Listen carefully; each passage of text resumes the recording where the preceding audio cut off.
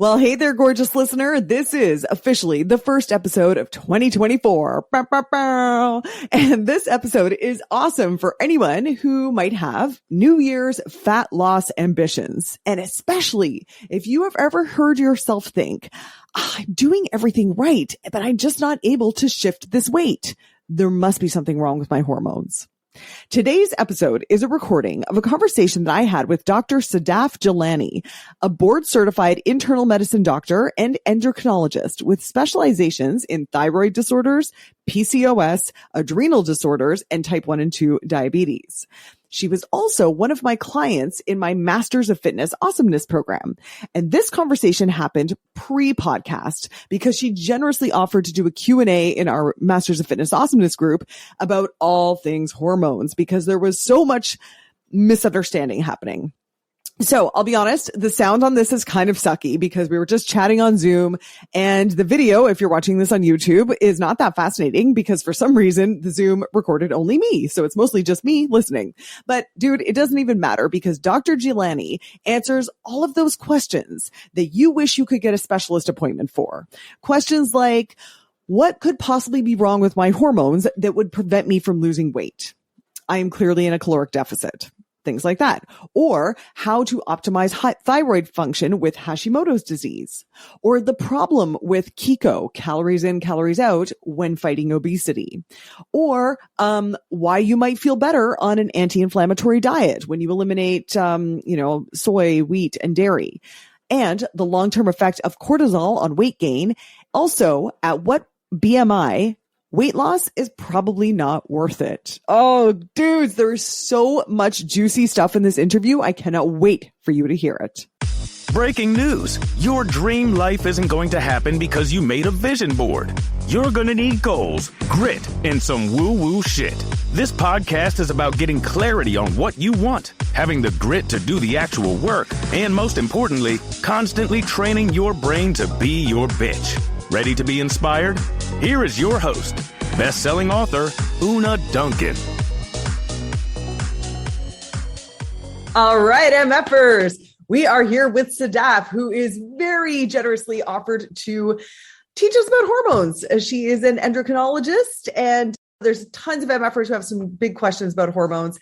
And I want you to start with the first one that I had. So I think many of us have had a moment in our life when we're like, what the hell is going on? I'm doing everything right. I am retaining this weight or I'm gaining weight. It doesn't make sense. There must be something going on with my hormones. Right. So the question I want to ask you is, in that case, what could be going on with the hormones and how would we diagnose that? And then what would we do about it? Okay. So, it is frustrating when you feel like you're doing everything you need to be doing and the weight just doesn't come off. And I think it's certainly legitimate to want to know, is there a hormonal problem that could be causing it?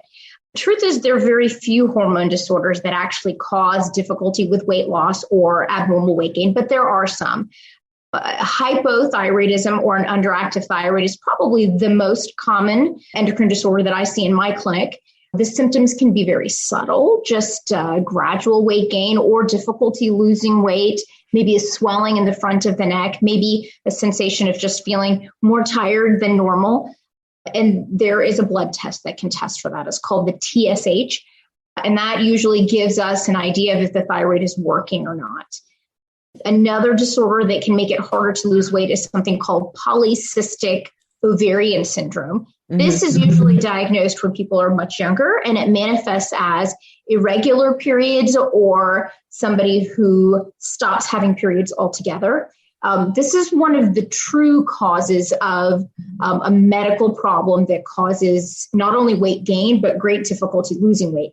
We're not quite sure of the cause of it, but these young women have ovaries that produce too much male hormone or androgens. And those androgens interplay with something called insulin resistance. So these folks tend to gain weight really, really easily, and it's difficult for them to lose. And then there's a very rare condition called Cushing's syndrome. And that's caused by a tumor usually on the pituitary gland in your brain. Rarely it can be caused by a tumor on the adrenal glands, where you are producing excess amounts of a hormone called cortisol. and this is different than when we say, oh, I'm stressed, my cortisol must be up. This is a legitimate tumor producing excess amounts of measurable cortisol. Yeah. And those folks not only have rapid weight gain, but Cushing's can be life-threatening. And they present in such a dramatic way that the weight gain or the difficulty losing is probably the least of their concerns. They lose muscle mass rapidly, but they start to have blood sugar, blood pressure issues, and these are really sick people. As far as the most common diagnosable causes of hormonal related weight gain, I would say hypothyroidism is probably the most common one, and then polycystic ovarian syndrome. A quick question about the hyperthyroidism. I had heard that even if you're, what did you say, TSH? Yes. Even if that shows within clinical normal ranges, you could be suboptimal. Could you speak a little bit about that? Yes, I'm glad you're asking about that. So there is this internet chatter, is what I'm going to call it, that, well, I tested normal, but I feel hypothyroid. Yeah. So that's like saying, well, my blood pressure tested normal at the doctor's office, but I feel like I have high blood pressure. Right. Well, your feelings don't count. I mean, if it measures normal, it's normal. Now, there is a little bit of a subtlety in that. There are folks that I want to get into a little nerdy discussion of the feedback loop of your brain. TSH stands for thyroid stimulating hormone. So that's your brain signal to your thyroid. Your thyroid produces two hormones, T4 and T3. The 3s and 4 stand for the number of iodine molecules because we use iodine through the diet to synthesize that thyroid hormone. So your brain senses the amount of T3 and T4, and then it sends signals to the thyroid, and it regulates that. So if the thyroid is failing, it's becoming underactive, your brain is going to put out more of that hormone. So that TSH level is going to rise to compensate for the reduction in your own thyroid hormone levels. But what that elevation does is it maintains your T3 and T4 levels in the normal range. So it is possible that someone may notice that, hey, my number kind of keeps creeping up every year when they test it. The TSH is a screening test. So if it's in the normal range, what that tells you is, okay, well, we know even if something's brewing, you don't need supplementation yet. Yep. And if I notice that, if somebody brings that up and says, doc, this is kind of trending up, well, then we might do more tests. We might check for something called Hashimotos thyroiditis, which is really super common. It's the most common cause of an underactive thyroid, and it's an autoimmune disease. It's usually inherited. And you can check those immune markers. One of the most common consults that we get in our office is folks who have been tested for those immune markers, but their thyroid level, their pituitary level, their T3, T4, those are normal. Those are not people that we put on thyroid hormone supplement because they don't need it yet. Okay. It's one of those things that, okay, this is a little warning sign that in the future, you're likely to need thyroid hormone supplementation. So I think you're bringing up a good point, which is that number is a number. And certainly there's a wide range of what's considered normal. But in general, if it is testing normal, you are unlikely to have what we call a clinically significant problem. Meaning, something might be brewing, but it's not what's causing you difficulty losing weight.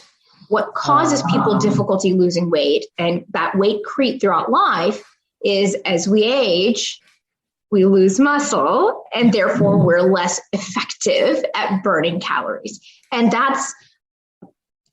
that's a hard thing to tell somebody, is that, well, this is life. This is getting older. And yes, your immune markers may test positive, but that doesn't mean you need thyroid hormone at this time. So that is a little bit of a rabbit hole type discussion. Most primary care docs, if you test a TSH and it's normal, there's a reason they don't go further because there's not anything they're going to do about it. Okay, awesome. And I want to ask you more about the perimenopause stuff and as we age, but just to bring you back to the Hashimoto's thing. So if you could test normal for the TSH, but you could have something brewing, and that's called Hashimoto's. Do I have this right so far? And so if you're in that category, is there something you can do to help optimize your thyroid function so that you don't get to so these are good questions, and the long and the short of it, and I'm not very popular when I say this, but it is the evidence-based truth. And I want to back up and say I'm a classically trained medical doctor and MD, so med school, internal medicine residency fellowship, which means Everything that I am taught and all of our guidelines are based on what's called evidence-based medicine, which means we have lots and lots of clinical trials that prove these things to be true. It's a very different type of way of healthcare compared to alternative medicine, which relies largely on supplements and dietary changes.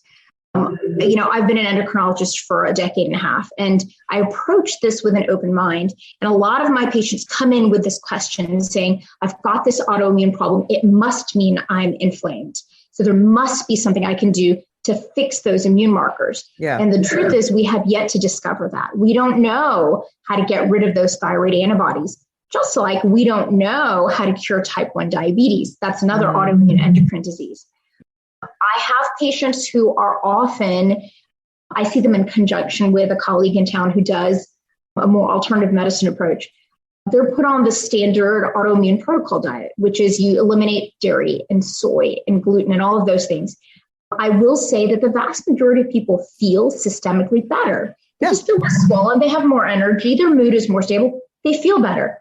But the vast majority of people, as you know, also have really, really bad baseline diets. Yeah. So these folks are, without knowing it, probably shifting more towards whole foods, plant-based, eating out less sugar, less flour, and they feel better. And in my quest to try to be open-minded and maybe learn something that Western medicine doesn't know, I've actually followed the antibodies, the immune markers of many, many, many, many patients who do these diets. And I'll tell you, the immune markers don't correlate with the degree of dietary restriction. And that's, I think, good and bad news. The good part of it is some of these folks come to me just in a state of anxiety and despair that they've done everything that they were told. They've eliminated everything and their immune marker levels don't change. So in a way, it's freeing for them, for me to tell them, look, that's not, giving up soy is not going to fix your thyroid problem. Yeah. So those types of dietary changes, while applicable for people with true food allergies, for instance, if somebody has a true allergy to gluten, it's called celiac disease. Their gut's going to get inflamed. They may have diarrhea. It's a bad thing. Those people should not have gluten. But I think some of those fad diets bleed into what's actual evidence-based medicine. So the long and the short answer is giving up those things won't necessarily change the course of your thyroid disease. It's not, if you are destined through a combination of genetics and just the natural history of the disease to become hypothyroid, you will. And those common elimination diets won't help. Let's talk about iodine. Iodine is important. Iodine deficiency can affect your thyroid function. In the West, most of our foods are actually fortified, and we have iodine. I mean, the little Morton salt. I'm sure you have the same salt in Canada. We all have Morton salt, and it's iodized, and that's why it's iodized, to prevent what's called an endemic goiter. You really only see these in practice in third world countries. You'll see folks with these huge goiters. Yeah. So we recommend that if you're somebody that, if you're totally into the fancy salt, the pink Himalayan salt, well, that's not iodized. Use a little bit of iodized salt in your cooking. You don't need iodine supplementation. That's a common thing I see folks come to me on. That can actually be bad for you and make your thyroid overactive. There's some thought for selenium. Selenium helps your body convert T4, which is the predominant active thyroid hormone that you produce, to T3, which that conversion occurs in cells. Some soils are deficient in selenium. It's a trace element. It's a rare kind of thing, but we don't usually, as a rule, recommend people supplementing for that. So if I see somebody that has those immune markers, I'm not going to tell them to start taking supplements. It's just, I'm telling them, hey, this is something you're at risk for. So, okay, I want to get this question to you properly, because this is kind of a summation of what so many MFers said. There were so many questions about what we can do to balance our hormones, which is the term that's used all the time. What can we do to balance our hormones, which I suspect is marketing speak and not medical speak, but you tell me if that's true. Balance our hormones for healthy menopause, for increasing fertility to conceive, for weight loss, for weaning off breastfeeding, for anxiety. Can you speak to this idea of us balancing our hormones through lifestyle or natural supplements, or is that just something that has to happen through medication when you've reached a clinical level? Yes. Okay. So you're right. If you either have a disease process or you don't. If you had thyroid cancer and you had surgery and you don't have a thyroid, well, I need to replace your thyroid hormone. Mm-hmm. If you are a woman who has gone through menopause and is having intolerable hot flashes, and you have no family history for blood clots or breast cancer, reasons you can't have hormone replacement, then we can replace your hormones. But this idea that we're somehow going to balance the hormones in somebody who doesn't have an actual endocrine disorder is not a thing. It's just marketing. It's marketing. Yeah. So no supplements, no special foods, none of that is going to accomplish, I think, what these folks are looking for.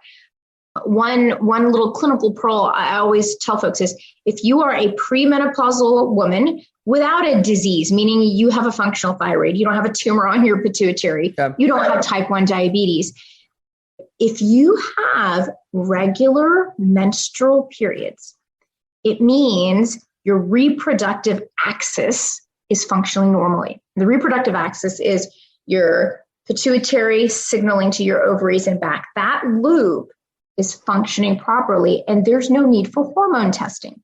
We get that request a lot. Yeah. I don't feel good. I'm having mood swings. I'm gaining weight. Can you check my hormones? Yeah. Well, I can check your thyroid. That's legitimate. Yep. I can see if you have physical signs of Cushing's syndrome, which is that tumor producing cortisol. But other than those two things, there's no imbalance in a woman who is having normal, regular menstrual periods. So that term, balancing the hormones, I do think it's a catchphrase used by the wellness industry. Yeah. And the difficult part of it is there's no magic pill. There's no magic pill for that. The counseling that I give folks going through this is that, yes, you may be gaining weight, because guess what? That hour on the treadmill every day, that's not helping you. You're losing muscle mass. So that's causing your metabolism to slow down, meaning less muscle, you're not going to burn as much. And so the solution isn't as easy as saying, hey, take some DHEAS and evening primrose and a little extra vitamin D. And here, I'll sell them to you for $10 a bottle. That's not going to fix things. Try 50. Yeah. Right. Exactly. And I think I think that folks are really drawn to those type of practitioners and those websites that sell that, because we're human and we feel like, okay, I'm going to spend this money. I'm going to take this pill and it's going to fix and balance things. But that's not a thing. Your pituitary balances things for you. And aside from the actual diagnosable medical disorders, which you can do tests for and which present clinically, they're not cryptic. It's not a thing to balance your hormones. Now, the one thing, when this question was posted, the one thing I thought of is, the one hormone that might be relevant here, since we are in a nutrition fitness group, would be insulin. Yes. There is something to that. There is, of course, identifiable diseases like type 1 diabetes, where it's an autoimmune disease, the pancreas gets attacked and it stops making insulin. And these folks need hormone replacement. Insulin is a hormone, so they take insulin every time they eat. There is actually something to the idea of keeping your insulin levels level. And that's where a plant-forward diet with some protein, some healthy fats, low glycemic index carbohydrates is important. There is something to that. Yeah. When we consume carbohydrates, there's the good, the bad, and the ugly of carbohydrates. So, there's the good stuff like the legumes and the beans and the brown rice. And then there's the stuff in the middle, which is naturally occurring carbohydrates. They're a little sweeter like fruits. And then there's the bad stuff like Pop-Tarts and Twinkies. Yeah. And the lower glycemic index means towards the good side, takes your body longer to break those carbohydrates down into glucose, into sugar molecules. That stimulates your pancreas to put out insulin, and then your insulin level goes up. And by eating the lower glycemic stuff combined with protein and fat, which slows the release into the bloodstream, your insulin level goes up much more slowly, and then it goes down more slowly, and you feel better. Yeah. I'm sure a lot of folks can relate to, particularly as we get older, it is natural to become more insulin resistant. which means you do have to change your diet. You've got to be smarter about it. And folks may find that they're sensitive, meaning you go to the movies with your kids, you give in, you have that icy blood sugar spike, and then it's going to crash. Yeah. And now you don't feel good and you're irritable and you're starving. It's there is something to that. So I think that's one of the exceptions, including the actual identifiable diseases where you need to replace hormones. There is something to be said about keeping your insulin spikes lower. So not necessarily balancing. I think that's why I was drawn to the way of eating in your program is it's the right way to do it. And I say that all the time. And still, I feel like there's a need. People are like, I know, but I'm hitting menopause and it's not working. Hey, if you're liking this podcast, you might also like my book, Healthy as Fuck. It's an international bestseller and available wherever books are sold. The audiobook is especially awesome, if I do say so myself. And listen, if you go to fitfeelsgood.com/healthyaf, I've got a ton of free bonuses for book readers. So make sure you grab those too. Okay, back to the episode. Do you have anything else to offer people as to what's going on with their body and how they can help themselves feel like themselves?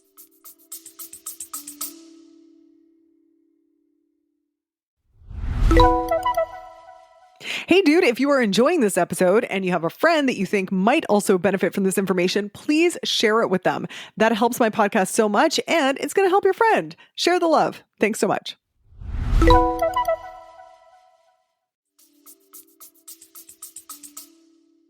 Yeah, that's a hard thing to answer. And again, that's exactly why I joined your program, because I tell people, I was like, yeah, she tells people exactly what I tell them is stop it with the, walk the 2 miles if it makes you feel good, but that's not what's going to help you. So what I tell folks is I don't have the quick fix for you. And I think the truth is hard. And I think making those changes, it sounds really easy, doesn't it? Well, just do HIIT 3 times a week and strength train and eat less, but that's hard. Yeah, it's hard. And I think that's what makes this difficult is that I wish there was some magic balancing pill that I could give you, but it's not. It's these gradual changes. And I think the hard truth of it is that as we go through menopause, most of us are more prone to gain weight easily, and most of us are going to notice it around the belly, and most of us are going to have to eat less than we used to, and we're going to have to change the macronutrient composition, and we're going to have to watch our portions. There's no quick answer. One of the things that one of the questions was feeling anxious and how can you deal with that through menopause? I don't have a quick fix for that either. It's a very common thing. I talk to women about making sure you're sleeping, stress reduction, eating a balanced plant-forward diet where you don't feel hungry to stabilize your mood. But these are hard changes that we go through, and there's not a quick fix. I wanted to get to a couple of these specific questions. Okay. So somebody wanted to ask about the long-term effect of cortisol and other stress hormones on weight loss. Can you talk about that a little bit? Yeah. So your pituitary manages your cortisol. So that's, I think, another one. There's some truth to it, but it's complicated. If you have some type of chronic stress in your life, like socioeconomic insecurity, for instance, or an abusive relationship or a terrible job, it's true that you may be more often in flight or fight mode. So maybe your cortisol levels are quote unquote higher, not necessarily measurably super physiologic, but a little bit higher. And there's some thought that, it is more difficult for people to lose weight because the sympathetic nervous system is revved up and you're going to be more in a storage state. But I think the more subtle aspect of that is that when we're stressed, we don't make the choices that we make when we're not stressed. Yeah. Right. Yeah. And we seek ways that our brain can get a little bit of that dopamine to help relieve some of that stress. So I don't think the answer is necessarily the measurement of cortisol levels or some kind of pill to fix that. Yeah. I think the issue is more the mind work of acknowledging how that stress changes your choices. Totally. And we all know that it does. We all know that I had a bad day at work, maybe I have a glass of wine, or I deserve something to help me feel better. So the answer isn't a quick one. It's that stress has all these other downstream effects in your behavior. Yeah, I totally think that's true. Good one that I wanted to address. This question is one that I love talking about. I'm curious about hormones around weight loss, leptin and ghrelin. Once you've been overweight, obese, is it a losing battle with these hormones? This is a really, really, really tough topic to talk about. And I want to try to address that in a way that is truthful, but doesn't discourage somebody who is considered overweight or obese. Okay. So it is a fact that once you are obese, and I know we all hate BMI, but there are certain levels that are arguably, clearly not normal. So let's say somebody is what's considered morbidly obese or has a body mass index of 35, 40, or in my clinic, it's not uncommon to see 50s and higher. It is actually true that once you are in that state of existence, that you do have a metabolic problem. It's not just a matter of calories in and out. But when people have reached that body weight, they reach somewhat of a set point. And as they start to reduce calories, there are hormones that will try to get them right back up. We are built for survival. So for instance, somebody tries to eat less and they go on a diet. Well, then they secrete a hormone called ghrelin that's going to make them hungry and make them eat, right? It's also known that obese individuals have some degree of what's called leptin resistance. Leptin is a hormone that's released from fat cells. And we know that studies show in obese individuals, they have some degree of central leptin resistance. That means they have to eat more to actually feel full, mentally feel full. So there really is something to that. So there is a somewhat new field called obesity medicine. And, the studies are pretty clear that the vast majority of folks, and again, I'm not trying to be discouraging, but I think people need to know the facts. The vast majority of individuals who go on diets and try to lose weight actually are not successful at maintaining that weight loss. And the vast majority of people, really the more than 3/4, if not more, actually regain the weight. Yeah. So chasing after a number is usually going to fail, which is one of the points that you make in your program, which is don't look at the number on the scale. This isn't about losing weight. This is about achieving a level of mental clarity with overall fitness. And again, I'm not saying this to discourage those who are trying to lose weight. I think it's important for folks to understand that, this is not easy. And it's not just calories in and out. There are now medications that can help people with the losing weight. But the medication, there's one that a lot of people are on a drug called Ozempic nowadays. Ozempic is a drug for type 2 diabetes, and it's an analog of an intestinal hormone called glucagon-like peptide 1.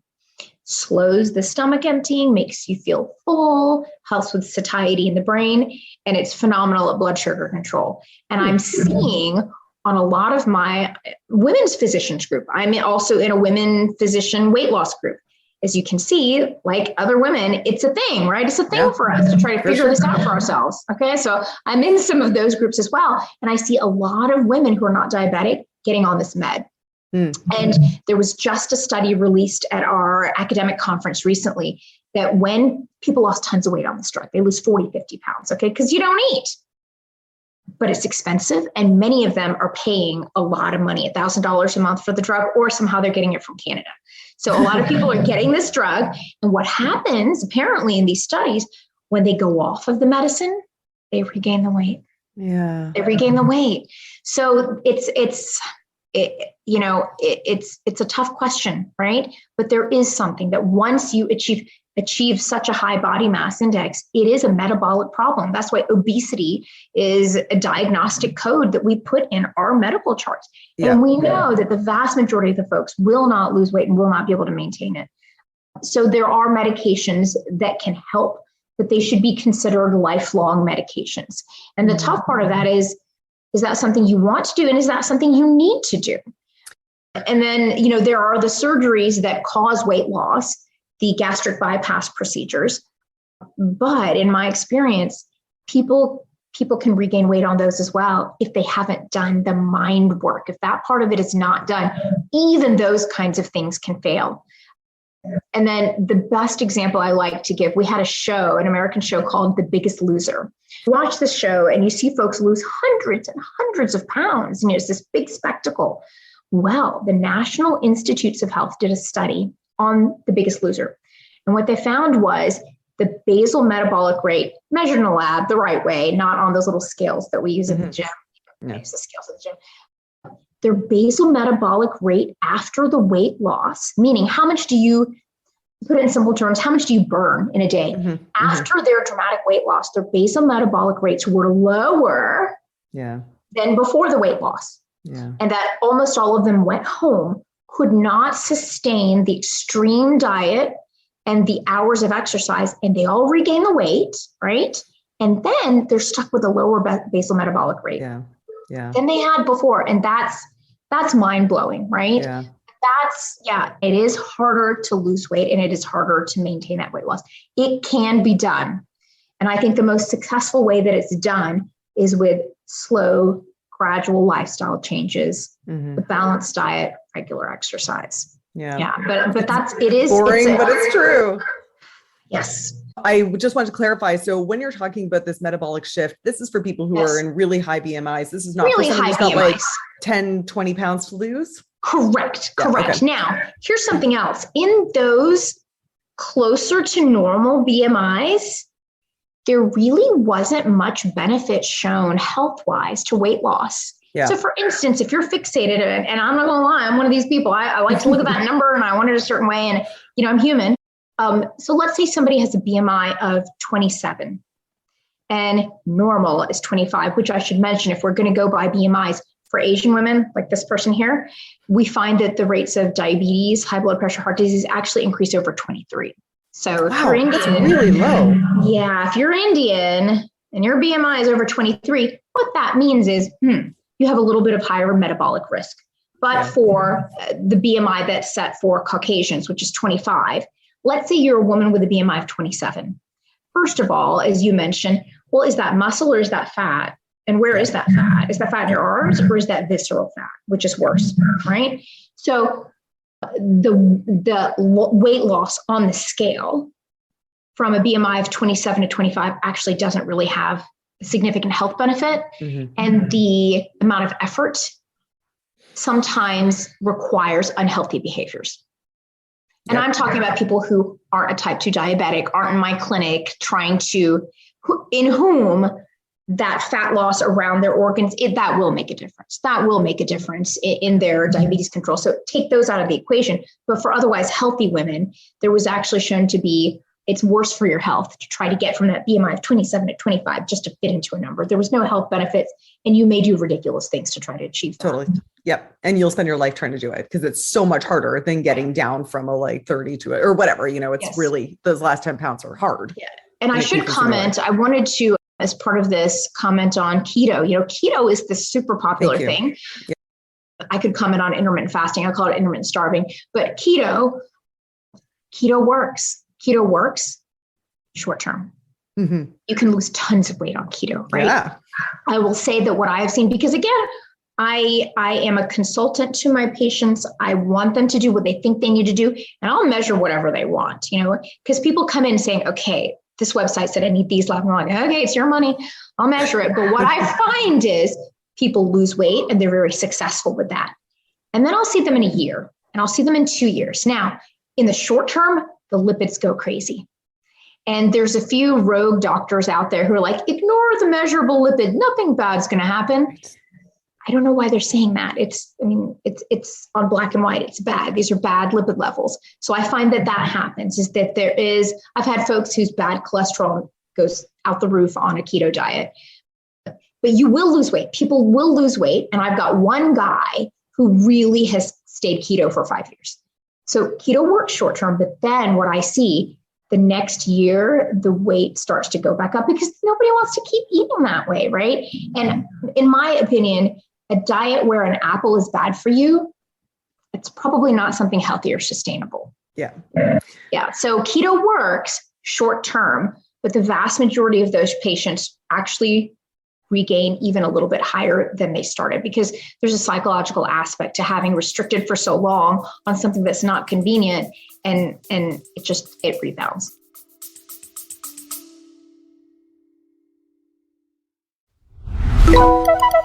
This podcast is made possible by Fit Feels Good, my online fitness and nutrition company. Here's what we do. I have so many incredible benefits from the MFA program. It literally changed my life. I have the book, Healthy AF. I'm absolutely in love with my life now. I find that the healthy habits that I built are amazing to go back to. The benefits that you're going to see as a woman in your 40s plus are things you could have never imagined. The key, which I know Una talks about over and over again, is loving your body now, not what you're envisioning it to be.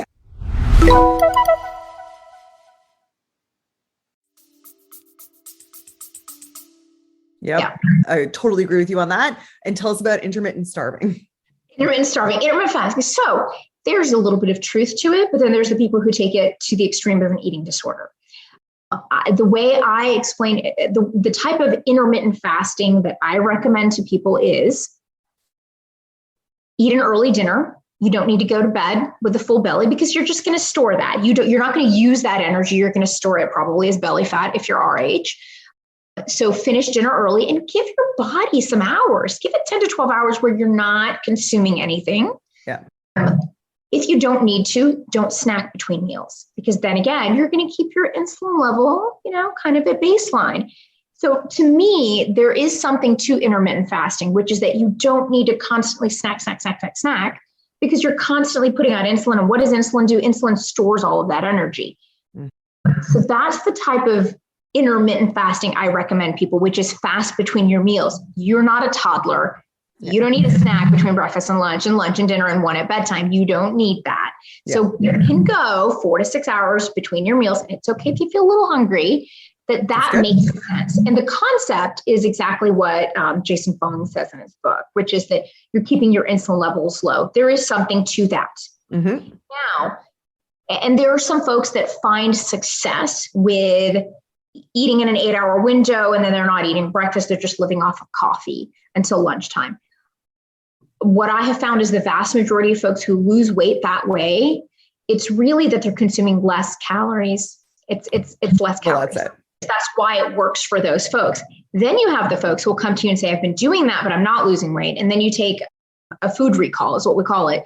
And they're just consuming thousands of calories in that window because their brain has told them you should eat all those things you fantasized about. And then again, this happens even in some of my women physicians weight loss group. People start doing the 24-hour fast, and now they're into 36-hour fast. And I think that's in the realm of disordered eating.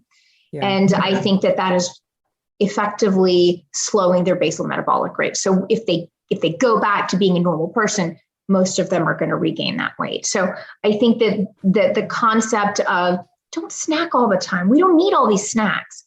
There is truth to that, because it really does have to do with every time you have carbs, insulin's going to go up and you're going to store that. And then you're going to be hungry later if you haven't had an appropriate balanced meal with protein and fat and complex carbs.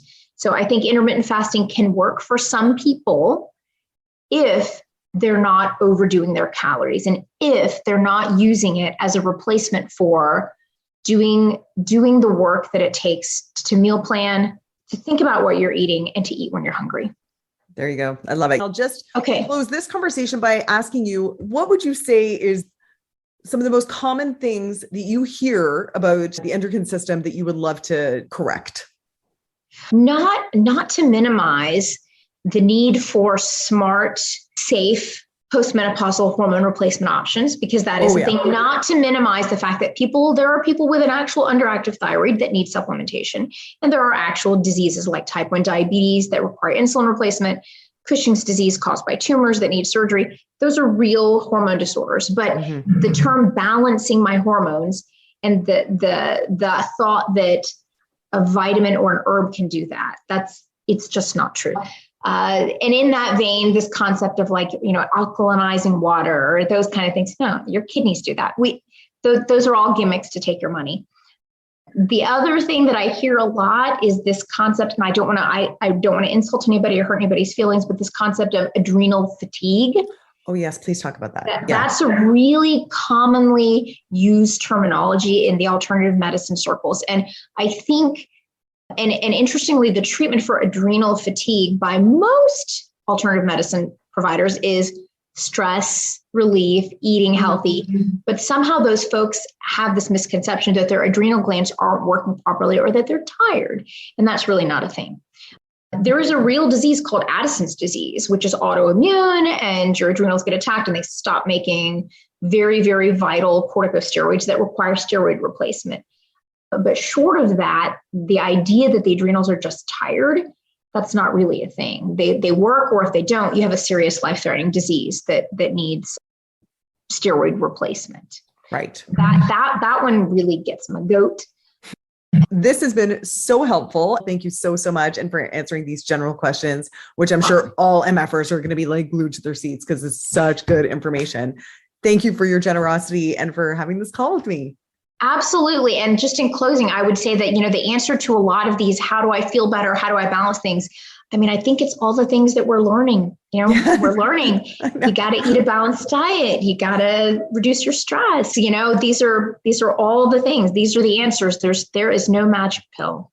Okay, my friend, I actually had to edit the end of that interview a little bit because my kids crashed in and all of me waving my arms at them and miming exaggerated, please be quiet movements had like zero effect. As parents, I'm sure you will understand. But I want to share with you 3 awesome resources that we talked about at the end, and I will link them in the show notes as well. So 1, Dr. Jeelani mentioned a site called Hormones Demystified, which is meant to help the public navigate all the stuff you hear online when some fitness influencer says, do this because hormones. We also talked about the need for more information for women about navigating perimenopause and menopause and how so much of the information out there is fear-mongering bullshit. But we're both big fans of Dr. Jen Gunter, who, by the way, is probably my most requested guest on this podcast. But so far, I haven't been able to nail her down to get her on the show. And that could be because it's early. This is only episode 34. And I know some experts, they won't go on a podcast until they hit at least 100 episodes. But it could also be because although, listen to this, drum roll, please, we are already in the top 5% of all podcasts, which is like a mind blower. And thank you so much for all the sharing you're doing. I'm so appreciative of that. And those numbers are not reflected in the number of reviews. So no one would know that by just coming across the podcast. So please do leave a written review on iTunes. It helps so much. It helps me attract awesome guests. And as you know, I'm doing a giveaway every month to reward you for taking the time to go through it and leave the review. Okay, the final resource I wanted to point you to is that I have a free webinar that is specifically about managing body changes and especially extra body fat that happens during perimenopause and menopause. As Dr. Jeelani told us, there is not some mysterious hormone solution. It's really about building back the muscle that we lose with age. It's about changing your diet and managing insulin levels. And this webinar gives you everything you need to know about how to do that in a really practical way. So you can watch or listen to that right now at fitfeelsgood.com/prime because we're in our freaking prime, ladies. And with that, I will see you next week. Hey dude, thanks for listening. If you like this episode, make sure you're subscribed so you can get the next one. And by the way, if you rate and review this podcast, it really helps me get found by other people who need some goals, grit, and some woo-woo shit. And be sure to connect and DM me at Una Duncan on Instagram and let me know what you thought of the episode. Chat soon.